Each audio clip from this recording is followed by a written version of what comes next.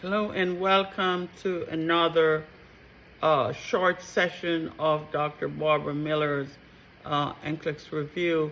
I'm going to be focusing on the ventilator alarm system that nurses must know. Let's start with the high pressure alarm. Common alarm to come and go, but more serious if it continues to alarm. It could be that the patient needs to be suctioned, okay? It also could mean that the catheter is kinked, so you want to check for kinking of the endotracheal tube. Patient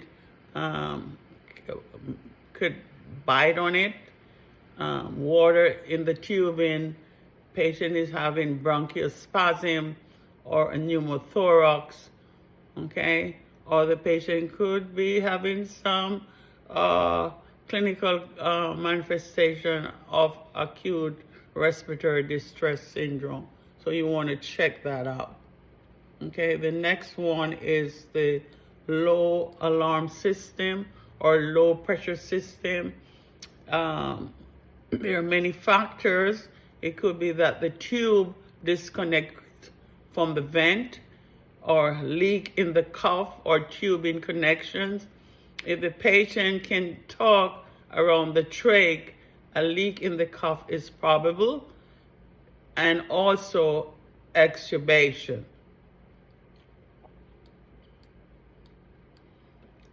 And another factor could be that the alarm for tidal volume, rate, and temperature could be affected. So what are some complications of mechanical ventilation? Asynchrony or bucking, also PEEP, positive end expiratory pressure. Patient doesn't expire full tidal volume and air becomes trapped. And this can cause increase in alveolar damage. Know what is barotrauma?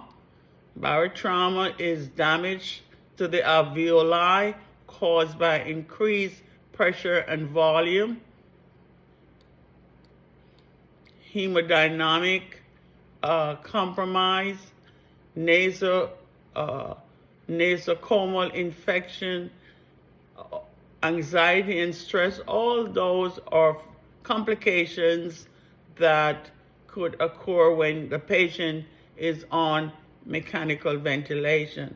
Anxiety is a factor, sleep deprivation, ulcers, gastritis, malnutrition, muscle deconditioning, vent dependency, increase in intrathoracic pressure leading to systemic edema due to decrease in venous return.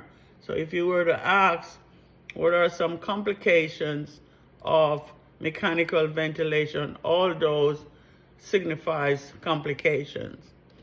Weaning parameters, adequate oxygenation, partial O2 greater than 60 to 70, and on fraction of inspired air 4 to 5, and PEEP 5 to 8 centimeters of water, and partial O2 fraction of inspired oxygen greater than 150 to 200. Adequate ventilation, partial CO2 35 to 45, and a pH of 7.3 to 7.45.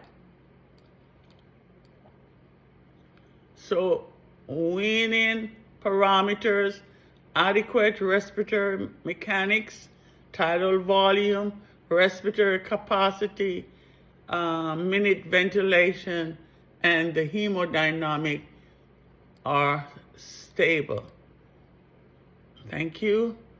Hope this short video benefits your study of uh, ICU mechanical ventilation. Thank you. Please like, share, subscribe, and comment to each video. Thanks for watching.